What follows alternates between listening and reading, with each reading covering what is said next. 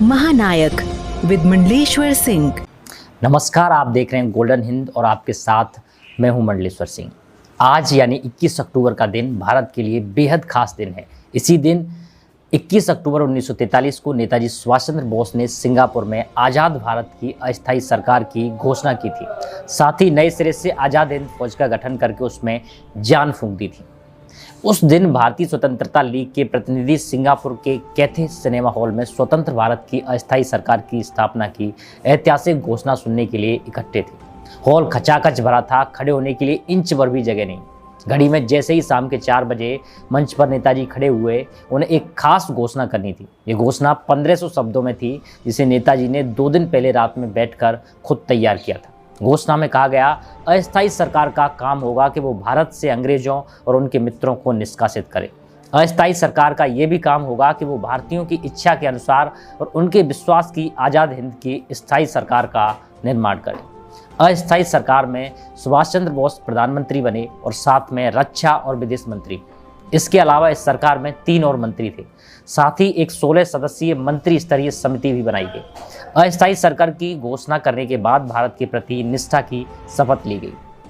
जब सुभाष निष्ठा की शपथ लेने के लिए खड़े हुए तो कैथे हॉल में हर कोई भावुक था, वातावरण निस्तब्ध। फिर सुभाष की आवाज़ गूंजी, ईश्वर के नाम पर मैं पावन शपथ लेता हूं कि भारत और उसके 38 करोड़ निवासियों को स्वतंत्र कराऊंगा। उसके बाद नेताजी रुक गए। उनकी आवाज़ भावनाओं के कारण रुकने लगी। आंखों से आंसू बहकर गालों तक पहुंचने लगे। उन्होंने रूमाल निकालकर आंसू पोंछे। उस समय हर किसी की आंखों में आंसू आ गए। कुछ देर के लिए सुभाष को भावनाओं को काबू करने के लिए रुकना पड़ा। फिर उन्होंने पढ़ना शुरू किया। मैं सुभाष चंद्र बोस अपने जीवन की आखिरी सांस तक स्वतंत्रता की पवित्र लड़ाई लड़ता रहूंगा। मैं हमेशा भारत का सेवक रहूंगा। 38 करोड़ भाई बहनों के कल्याण को अपना सर्वोत्तम कर्तव्य समझूंगा। आज़ादी के बाद भी मैं हमेशा भारत की स्वतंत्रता की रक्षा के लिए अपने रक्त की आखिरी बूंद बहाने को तैयार रहूंगा। नेताजी के भाषण के बाद देर तक इंकलाब जिंदाबाद, आज़ाद हिंद जिंदाबाद के नारे गूंजते रहे। आज़ाद हिंद सरकार में नेताजी सुभाष बोस राज्य अध्यक्ष, प्रधानमंत्री, रक्षा और विदेश मंत्री बने तो कैप्टन लक्ष्मी सहगल को महिला संगठन मंत्री, एस ए अय्यर को प्रचार और प्रसारण मंत्री और lieutenant colonel A C Chatterjee को वित्त मंत्री बनाया गया। इस सरकार को Germany, Japan, Philippines, Korea, Italy, Manchukuo और आयरलैंड सहित 9 देशों ने मान्यता दी थी। जापान ने आज़ाद हिंद फौज के सहयोग से जीते हुए अंडमान एवं निकोबार द्वीप आज़ाद हिंद सरकार को दे दी। सुभाष चंद्र बोस ने इनका नया नामकरण करते हुए अंडमान का नाम शहीद द्वीप तथा निकोबार का स्वराज द्वीप रखा। 30 दिसंबर 1943 को इन द्वीपों पर स्वतंत्र भारत का ध्वज भी लहराया गया। मणिपुर और नागालैंड के कुछ हिस्सों पर भी इसका कब्जा हो गया। आज़ाद हिंद सरकार के पहले प्रधानमंत्री के रूप में शपथ लेते हुए नेताजी ने ऐलान किया था कि दिल्ली के लाल किले पर एक दिन पूरी शान से तिरंगा फहराया जाएगा।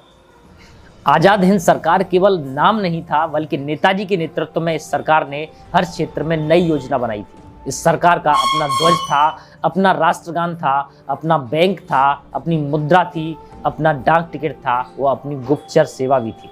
इसमें से कुछ भी अंग्रेजों द्वारा हस्तांतरित नहीं था। जो भी था वो हमारा अपना देशभक्तों के खून पसीने और पुरुषार्थ से अर्जित किया गया था।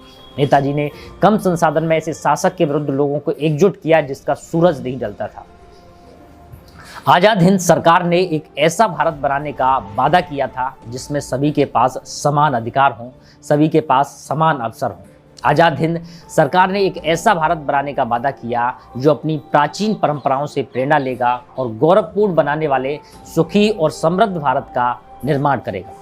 आज़ाद हिंद सरकार ने एक ऐसा भारत बनाने का वादा किया था जिसमें देश का संतुलित विकास हो, हर क्षेत्र का विकास हो। आज़ाद हिंद सरकार ने वादा किया था बांटो और राज करो की उस नीति को जड़ से उखाड़ फेंकने का, जिसकी वजह से भारत सदियों तक गुलाम रहा था। आज़ाद हिंद सरकार की फौज इतनी बहादुर और साहसी थी कि 15 अगस्त 1945 को जापान के आत्मसमर्पण करने के बावजूद भी आज़ाद हिंद फौज ने हार नहीं मानी और युद्ध जारी रखा। आज़ाद हिंद मित्र देशों से लड़ने वाली आखिरी शक्ति था। सुभाष चंद्र बोस की मृत्यु के दावे के बाद ही आज़ाद हिंद फौज को पराजय मिली। महानायक विद मंडलेश्वर सिंह।